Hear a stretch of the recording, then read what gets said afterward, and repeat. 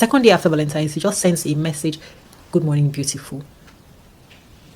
Is he drunk, or is he in another body? Is it his body double that is speaking now, or the same person? Is he gaslighting you to make you feel like he's forgotten what was supposed to happen on Valentine's Day? Like, how do you want to cultivate a relationship like this? Why are you saying you still like him? You don't know how to respond. And then when he sees that you accept that, anything he wants to say or do tomorrow, you begin to complain, "Oh, why is he not treating you this way? Why is he not treating you that way?" But he never saw that relationship in that light. The relationship already has a completely different flavor from what you are thinking. You are thinking of a relationship where you're cozy and caring for each other. But no, this person already has a different idea because we planted that idea in this man's mind. Here's another one. I just met a man online 2 weeks ago. We've gone out twice. He said we should celebrate Valentine's together, and he asked me to make reservations, to wear something sexy. He offered to send some money if I want it, for me to buy something and then also buy wine so that we can have dinner together at my place and then just cuddle and enjoy some popcorn and movies. And then she's asking, "What do you think about this?" Did you hear that? And when I saw this, I was like, what the hell is going on here actually? Is this real or is this a skit? You met someone online 2 weeks ago, you've gone out twice, you don't know who he is, and you're asking what it looks like. Why would you even entertain this?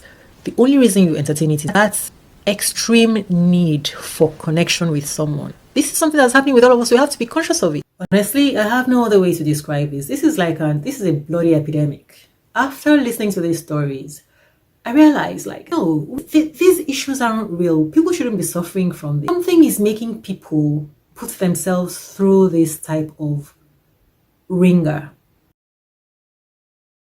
That people are so painfully hungry for connection, to the point where people are literally losing their minds. This is nothing short of mindfuckery. It's madness. It's insanity, really, because something is wrong in the lives of people to get you to the point where you can see yourself being so desperately in need for connection that you would even go out of your way to be connected to people that you don't know in this way, so desperately and so fast. And that's why all these relationships spiral out of control, because in the first place, it's not even just that people aren't aligned. This is something far worse. This is horrible. This is a nightmare. This is heart-wrenching. So desperate for connection that they completely lose common sense.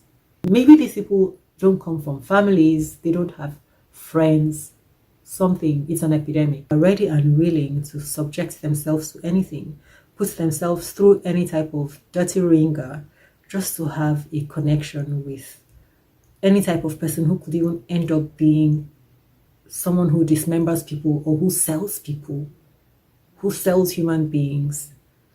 In this day and age, and with everything that we've seen, even with the Epstein files, that people would expose themselves like this, it's terrifying. And then you're actually thinking of dressing sexy for him and getting ready to have dinner with him in your house. And then when he sees that you accept that, anything he wants to say or do tomorrow, you begin to complain, "Oh, why is he not treating you this way? Why is he not treating you that way?" But he never saw that relationship in that light. The relationship already has a completely different flavor from what you are thinking. You are thinking of a relationship where you're cozy and caring for each other. But no, this person already has a different idea because we planted that idea in this man's mind. So you see, we create these things for ourselves. We create a relationship based on the theory that we have in our mind, where it was never communicated by the other person that they also wanted the thing that we're looking for. And if that man comes and you get so close to him, and the next time he's not being friendly, you begin to want to find out from him what went wrong. Whereas in the first place, he was never looking for the type of relationship that you thought you were going to have. If you're feeling desperate for connection, there are a few things that you need to know. I don't mind creating a separate group for you. I want to teach you something, just so that you can get some underlying factors straight that will help you to make sense of this desperate need for connection that you have. Get the link under this video. I know what it's like because I've been through it myself, and I know how to get out of it. I know how you can get out of it. There's something that you don't understand. Once you know it, everything changes. And then this one says, he called me and told me that we'll be spending Valentine's Day together. I only met him about a year ago, and we've been dating for about a month. And everything has been going so well. Well, that's what I thought. And then we're supposed to spend Valentine's together. At 9, he sends me a message saying that something is wrong with the car and he's not able to come over, but he's waiting for his friend and he'll be able to use his friend's car to pick me up so that we can go to dinner. 9 o'clock, 10 o'clock, 11, 12 midnight. He texts, we're still going. I'm still just waiting for my friend to arrive. She says, I wait and I wait. I'm there, fully dressed, all made up, my hair all done. And then I fall asleep and wake up the next morning and I find that nothing happened. There was no call and I slept through the night. He never came, he never called, and he never even messaged me the whole of that night till the next day. Through the next day after Valentine's. And then the next morning, I get a casual message from him. Good morning, beautiful. And then she says, how should I respond? I really like him. What do? I am angry, but I really like him. Like, if you can just take a pause and think about what is happening here. When you are in this girl's shoes, you may not see it because you've known this person for a while and you're saying to yourself that you really like him.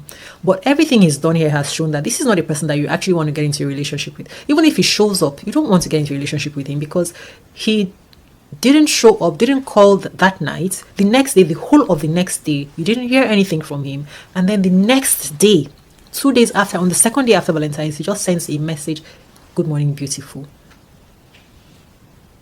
Is he drunk or is he in another body? Is it his body double that is speaking now or the same person? Is he gaslighting you to make you feel like he's forgotten what was supposed to happen on Valentine's Day? Like, how do you want to cultivate a relationship like this? Why are you saying you still like him? You don't know how to respond. How do you actually want to cultivate this? Because when you do start this relationship, anything that happens, what are you going to?